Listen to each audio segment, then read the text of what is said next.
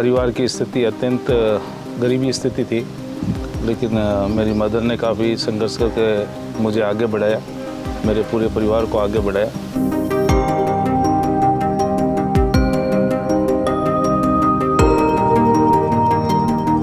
तो किसी भी अधिकारी के जो सेवा काल में उसका काम बोलता है। कुछ अधिकारी हो सकते हैं सिफारिश से लग जाते हैं, लेकिन अगर उनको भी लंबा चलना है तो उनका काम अच्छा होगा तभी चल पाएंगे, हार्ड वर्किंग होगी तभी चल पाएंगे।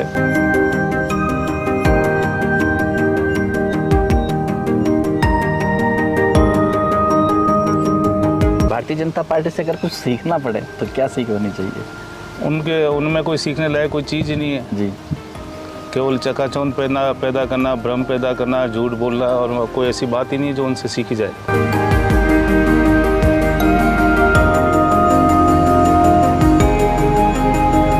5% धर्मांतरित लोग रहते हैं, एक आरोप है कि आप उन्हीं की पैरवी करते हैं, इसमें कितनी सच्चाई? ये तो जो लोग कहते हैं उनकी घटिया सोच है, संकीर्ण सोच है। मैंने आपको कहा मैं 100% के बारे में बात करता हूँ, मैं छोटी सोच नहीं रखता हूँ।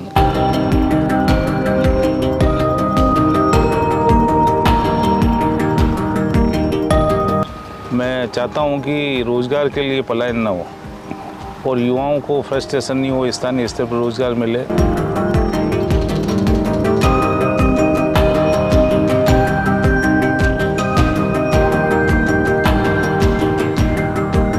ऐसा है कि भारतीय जनता पार्टी धर्म की राजनीति करती है और कांग्रेस विकास की बात करती है, काम की बात करती है। हमने कभी भी संकीर्ण विचारधारा नहीं रखी। कांग्रेस का विजन शुरू से आज़ादी से पहले भी यही था, आज़ादी के बाद भी यही था।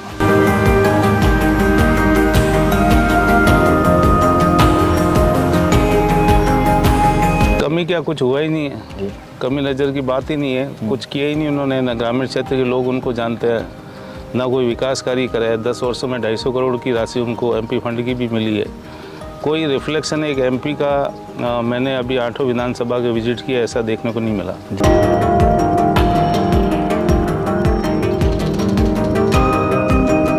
इसके प्रति लोगों में आक्रोश है, क्योंकि जिस तरह से इन्होंने झूठ और ये लोग तो जैसे पाकिस्तान में सेना का उपयोग कर रहे हैं, उस तरीके से ये ईडी सीबीआई का उपयोग कर रहे हैं और लोकतंत्र की हत्या कर रहे हैं। वाइटिक्स और अर्थ प्रेजेंस, मन की बात मनुराव के साथ।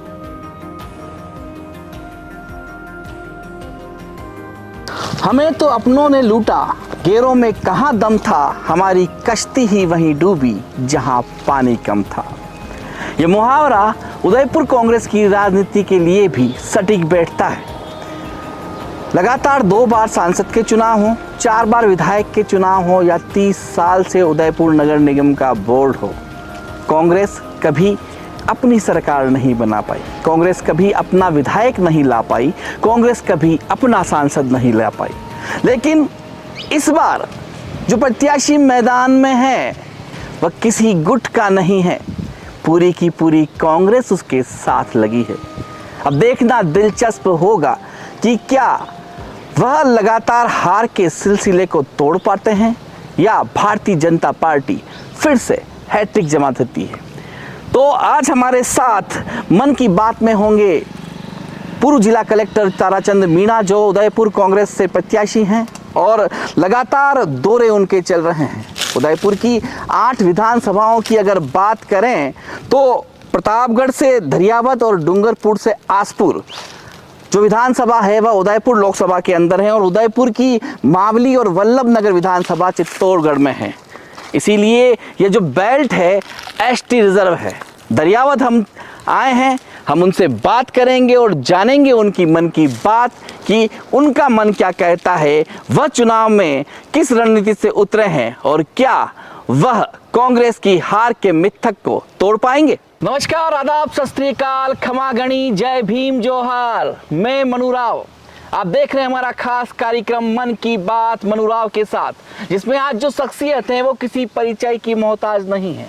हम आए हैं उदयपुर लोकसभा सीट की धरियावद विधानसभा में, जहां हम ताराचंद जी मीणा से सीधे बात करेंगे और जानेंगे उनसे उनके मन की बात, और इस बार जो चुनाव है वो किस समीकरण से वो लड़ रहे हैं हम जानेंगे। सर, सबसे पहला सवाल, आपका प्रशासनिक जीवन कैसा रहा, बचपन कैसा रहा, इसके बारे में जनता को बताइए। देखिए, मेरा जो बचपन है वो अत्यंत गरीब स्थिति में था जी। मेरे परिवार में 5 हम भाई हैं, 4 बहनें हैं और मेरे पिता साधारण रेलवे कर्मचारी थे। मेरी माता गृहिणी थी जी। और परिवार की स्थिति अत्यंत गरीबी स्थिति थी, लेकिन मेरी मदर ने काफ़ी संघर्ष करके मुझे आगे बढ़ाया, मेरे पूरे परिवार को आगे बढ़ाया और संघर्ष करके हम ज़िंदगी में आगे से आगे बढ़े। जी। फिर आप प्रशासनिक जीवन में आए, जिला कलेक्टर बने आप, उसमें किन संघर्षों का सामना करना पड़ा? आपका जो शिक्षा, जहां आप कॉलेज में गए, वहां किन संघर्षों का सामना करना पड़ा? आपके दोस्त किस तरह के थे? देखिए, संघर्ष तो लाइफ का पार्ट होता है और मैं समझता हूँ कि संघर्ष किसी के व्यक्तित्व के निखार के लिए बहुत आवश्यक है। जी। कभी संघर्ष को मैंने संघर्ष के रूप में नहीं लिया, बल्कि उनको वेलकम किया। मुझे अपनी, जब मैं कॉलेज लाइफ में, स्कूल लाइफ में था तो कड़ी मेहनत करते थे, हार्ड वर्किंग करते थे और उस हार्ड वर्किंग में मुझे कोई किसी तरह का गिला शिकवा नहीं था और अच्छी परफॉर्मेंस रही, अच्छे मार्क्स आए। जी। और उसके बाद में प्रशासनिक सेवा में आने के बाद भी शुरू से मैं 17-18 घंटे काम करने की मेरी आदत रही है। तो किसी भी अधिकारी के जो सेवा काल में उसका काम बोलता है। कुछ अधिकारी हो सकते हैं सिफारिश से लग जाते हैं, लेकिन अगर उनको भी लंबा चलना है तो उनका काम अच्छा होगा तभी चल पाएंगे, हार्ड वर्किंग होगी तभी चल पाएंगे। और मेरे पूरे करियर में मैंने हार्ड वर्क किया है, तो मुझे अपने करियर में कभी नौकरी में दिक्कत नहीं आई। कलेक्टर रहते हुए चुनाव लड़ने की सोची या अचानक ऐसा आया या फिर वीआरएस लेने को कहा गया? हमारे पूर्व मुख्यमंत्री जी अशोक गहलोत जी के व्यक्तित्व से और उनकी कार्यशैली से काफ़ी प्रभावित प्रारंभ से रहा हूँ। लगभग 25 वर्षों से मेरा उनसे संपर्क था और उनकी प्रेरणा से ही मैं जब सरकारी सेवा को छोड़कर मैंने राजनीति में प्रवेश किया है और प्रारंभ से ही मैं कांग्रेस विचारधारा से प्रभावित रहा हूँ। जी। इसलिए कांग्रेस पार्टी की तरफ से मैंने अपने कैंडिडेचर को लिया है। जी। मनोहर जी रावत आपके प्रतिद्वंदी हैं मैदान में, डीलिस्टिंग के बारे में उनके जो विचार हैं और आपके क्या कहना है? डीलिस्टिंग है क्या चीज़? ऐसा है कि मैं सबसे पहले आपको ये क्लियर कर दूं कि मैं सभी धर्मों का आदर करता हूं। जी। और मैं खुद सनातनी हूं, हिंदू हूं, महादेव का भगत हूं। 40 वर्षों से मैं महादेव का फास्ट करता हूं, तो मैं सभी धर्मों का रेस्पेक्ट करता हूं। लिस्टिंग डीलिस्टिंग की पैरवी मैं नहीं करता किसी की और ना मैंने कोई बहुत ज़्यादा इस मैटर में मेरा कोई ताल्लुकात है। मैं तो 100% की बात करता हूँ। जी। सभी को साथ लेकर चलने की बात करता हूँ। जी। मिशन कोटड़ा जो आपका था, वो आरोप लगाते हैं कि इन्होंने उसको बुनाया बहुत है, काम कुछ नहीं हुआ है। मिशन कोटड़ा असलियत में था क्या और उसमें क्या काम हुए हैं, इसके बारे में थोड़ा विस्तार से बताइए। देखिए, मिशन कोटड़ा बुनाने की तो कोई बात ही नहीं है। राजनीति में तो अभी मैं मुश्किल 1 महीने आया हूँ। जी। इससे पहले तो मैं राजनीति में था ही नहीं, सरकारी सेवा में था। जी। और मिशन कोटड़ा को भारत सरकार ने अप्रिशिएट किया था, नीति आयोग ने अप्रिशिएट किया, मुख्यमंत्री जी ने एक्सीलेंस अवार्ड दिया। तो ये अवार्ड ऐसे कोई बुनाने से नहीं होता, ये तो खुद उसका परीक्षण किया जाता तभी ये अवार्ड्स मिलते हैं। क्या काम क्या था इसमें मिशन कोटड़ा में? देखिए, मिशन कोटड़ा में उस क्षेत्र के चहुमुखी विकास का काम था। मिशन कोटड़ा प्रारंभ हुआ था 30 जनवरी 2022 को, जब 44 बच्चे जो भूखे थे उपखंड कार्यालय के सामने धरना दे रहे थे। जी। तो मैंने भी तब 17 जनवरी 2022 को कलेक्टर के पद पर ज्वाइन किया था और तब मैंने भी वो न्यूज़ पढ़ी थी। उसके बाद में मैंने विजिट की और उसके बाद मैंने ये फील किया कि उस क्षेत्र में प्रत्येक सेक्टर में काम करने की आवश्यकता है।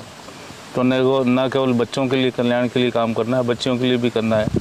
हमने पालन आहार योजना से बहुत सारे बच्चों को जोड़ा, वहाँ स्वास्थ्य सुविधाओं का विस्तार किया, जो सरकारी कार्मिक हैं उनकी उपस्थिति सुनिश्चित की, आधारभूत सुविधाएं जैसे देवला कोटड़ा की 14 करोड़ की सड़क है उसको हमने पूर्ण कराया। बहुत सारे काम करे हमने। जी।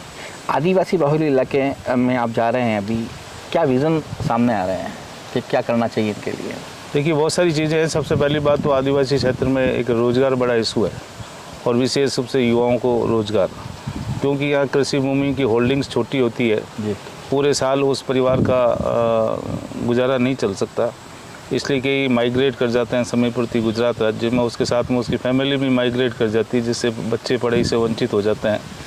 महिलाओं की जो शिक्षा है उसका स्तर भी अभी काफ़ी आगे बढ़ाना है और कुछ सामाजिक कुरीतियाँ उनका भी उनके बीच में रहकर समाधान करना है। तो औद्योगिक क्षेत्र का विकास करना है, शिक्षा के स्तर को बढ़ाना है। फिर सिलिकोसिस, एनीमिया, टीबी जैसी कई बीमारियां अभी भी ग्रामीण क्षेत्र में काफ़ी संख्या में पाई जाती है, उनका भी निवारण करना है। साथ साथ में ग्रामीण क्षेत्र में पर्यटन को ले जाना, ये भी मेरी इच्छा है कि जैसे उदयपुर शहर पर्यटन की दृष्टि से देश विदेश में जाना जाता है, ग्रामीण क्षेत्र उदयपुर शहर से भी ज़्यादा सुंदर है। तो वहाँ हम पर्यटन उद्योग को ले जाना चाहते हैं, जिससे कि ग्रामीण क्षेत्र में रोज़गार का अवसर सृजित हो और ग्रामीण क्षेत्र के लोगों को बाहर की दुनिया को देखने का मौका मिले।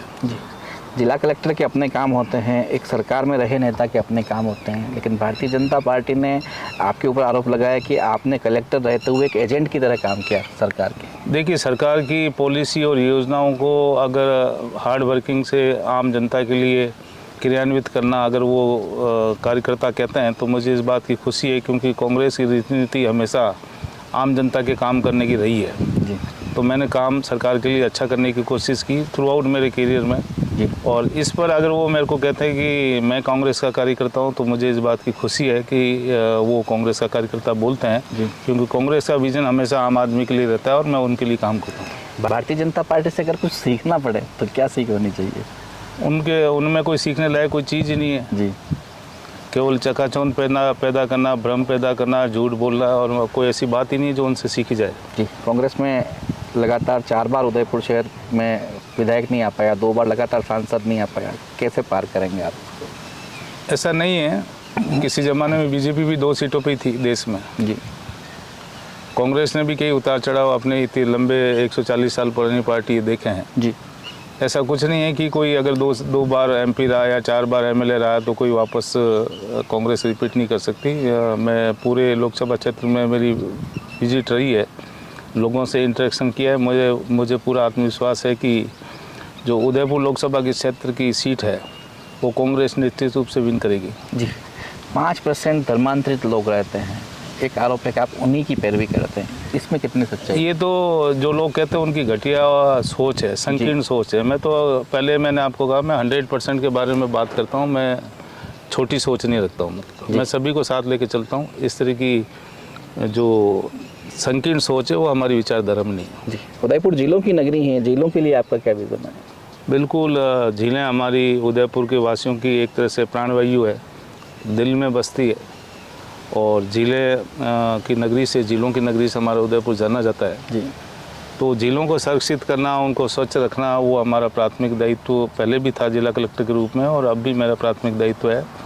और बल्कि अगर मुझे सांसद के रूप में मौका मिलता है तो उसमें और बेहतर झीलों के लिए, बांधों के लिए, नहरों के लिए, तालाबों के लिए, और जो पानी बहकर गुजरात चला जाता है या अन्यत्र चला जाता है उनको भी रोकने का हम काम करेंगे, क्योंकि जल ही जीवन। जी। 8 विधानसभाओं में आप घूम रहे हैं, क्या आपको ऐसा दिख रहा है कि मतलब क्या होना चाहिए, जो मतलब एक सांसद के नज़रिए से क्या दिख रहा है? देखिए, बहुत चीज़ें होनी बाकी है। सबसे बड़े है रोज़गार, युवाओं के लिए विशेष रूप से। दूसरा ये कि हमारे जो ग्रामीण भाई हैं, विशेषतः आदिवासी भाई हैं, मैं चाहता हूँ कि रोज़गार के लिए पलायन ना हो और युवाओं को फ्रस्ट्रेशन नहीं हो, स्थानीय स्तर पर रोज़गार मिले। मेरी सोच है कि उदयपुर में इंडस्ट्रियल एरिया का विस्तार हो, आईटी इंडस्ट्री बढ़े, आकाशवाणी और एफसीआई के परिसर शिफ्ट हो, जिससे आईटी इंडस्ट्रीज का एक्सटेंशन हो। मैं चाहता हूं कि उदयपुर को भी कोटा की तर्ज पर शिक्षा नगरी के रूप में विकसित किया जाए। हमारी कोशिश, जब मैं कलेक्टर था तो प्रत्येक उपखंड मुख्यालय पर ऑलमोस्ट हमने औद्योगिक क्षेत्र के लिए भूमि आवंटन कर दी थी। हम वन उपज आधारित इंडस्ट्री भी लगाना चाहते हैं। हम बहुत सारे जो ग्रामीण क्षेत्र जैसे शहद की है, सीताफल की है, आम की है, इवन आपके खजूर की है, बहुत सारी ऐसी इंडस्ट्री है जो लगाना चाहते हैं। हमारी सरकार जब कांग्रेस की थी उस समय हमने दरियाबाद में आम का एक्सीलेंस सेंटर विकसित किया था, जी, स्वीकृत करवाया था। देवला में सीताफल का करवाया था, फलासिया में वन उपज का करवाया था। तो रोज़गार एक बड़ा इशू है। साथ में हम ग्रामीण क्षेत्र में शिल्पग्राम की तर्ज पर हमने ये भी विजन रखा था कि जैसा शिल्पग्राम उदयपुर है उसकी तर्ज पर ग्रामीण क्षेत्रों में भी शिल्पग्राम विकसित हो, जिससे कि आदिवासी कला संस्कृति का प्रचार प्रसार हो, साथ में रोजगार का अवसर भी सृजित हो। भारतीय जनता पार्टी के जो बड़े नेता कभी भी सभाओं में आते हैं और सीधा उदयपुर में आते ही कन्हैया लाल से शुरू कर देते हैं, उसके बारे में आपका क्या कहना है? ऐसा है कि भारतीय जनता पार्टी धर्म की राजनीति करती है और कांग्रेस विकास की बात करती है, काम की बात करती है। हमने कभी भी संकीर्ण विचारधारा नहीं रखी। कांग्रेस का विजन शुरू से आज़ादी से पहले भी यही था, आज़ादी के बाद भी यही था। कन्हैयालाल हत्याकांड जो हुआ था, स्वर्गीय कन्हैयालाल जी, उनकी जो हत्या की थी उसमें जो हत्यारे थे वो तो खुद बीजेपी के सक्रिय कार्यकर्ता थे और बीजेपी के बड़े नेताओं, जिस समय तत्कालीन मंत्री भी थे, उसमें जिलाध्यक्ष भी थे, इन्होंने बीजेपी कार्यालय में दुपट्टा उड़ाकर उनका स्वागत किया है। कांग्रेस ने तो ये घटना होने के बाद 2 घंटे के अंदर हत्यारों को पकड़ा है। बीजेपी ने फैलाया कि हमने उनके परिवार को 5 लाख की सहायता दी, जबकि वास्तविकता थी कि मैं जिला मजिस्ट्रेट था। 50 लाख की हमने उस समय सहायता की थी। हमने उनके दोनों बच्चों को सरकारी सेवा में उनको नियुक्ति दी।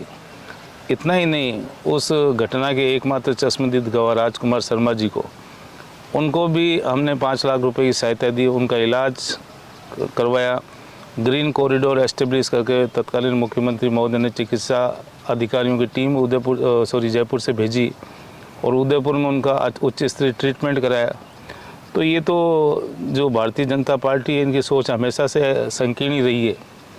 ये तो देश को तोड़ने की बात करते हैं। हम कांग्रेस हमेशा धर्म की राजनीति नहीं करती है। हम धर्मनिरपेक्ष, हमारा देश है, संविधान हमारा धर्मनिरपेक्ष है जी। तो हम सबको साथ लेके चलते हैं। हम 36 कौमों को साथ लेके चलते हैं। हम सभी धर्मों को साथ लेके चलते हैं। हम समाज के हर वर्ग को, चाहे वो बच्चे हों, महिलाएं हों, बच्चियां हों, सभी को साथ लेके चलते हैं जी। आप दौरे में जा रहे हैं, भारतीय जनता पार्टी के 2 बार लगातार सांसद रह चुके हैं, अर्जुन लाल मीणा 2 बार लगातार रहे हैं।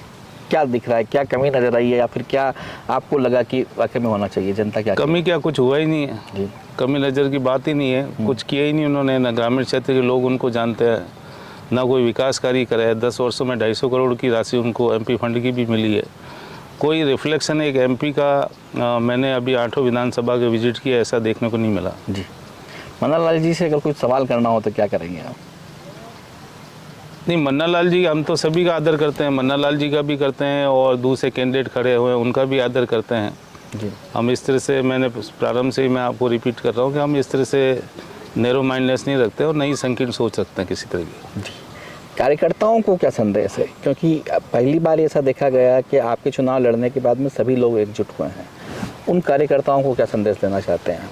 देखिए, कार्यकर्ता हमारी पार्टी की जान है और कार्यकर्ता जो है रात दिन एक करके पार्टी के लिए काम करते हैं और सभी जगह कार्यकर्ताओं में जोश है। मैं ये भी कहना चाहूँगा कि मुझे जो टिकट दिया गया है वो टिकट हमारे सभी पार्टीजन, हमारे वरिष्ठ पार्टीजन सभी ने अनुशंसा करके मुझे टिकट दिलवाया है और इसी कारण हमारे कोई ग्रुपबाजी नहीं हमारी पार्टी में और हमारे सारे कार्यकर्ता एकजुट होकर काम कर रहे हैं। और जहाँ मैं डिस्ट्रिक्ट में जहाँ भी जा रहा हूँ, लोकसभा क्षेत्र में, सभी का अच्छा रेस्पॉन्स आ रहा है और कार्यकर्ताओं में जोश है इस बार। और वैसे भी इस जो भारतीय जनता पार्टी की सरकार है केंद्र की, इसके प्रति लोगों में आक्रोश है, क्योंकि जिस तरह से इन्होंने झूठ और ये लोग तो जैसे पाकिस्तान में सेना का उपयोग कर रहे हैं, उस तरीके से ये ईडी सीबीआई का उपयोग कर रहे हैं और लोकतंत्र की हत्या कर रहे हैं, संविधान की हत्या कर रहे हैं, धर्मनिरपेक्षता का गला घोट रहे हैं।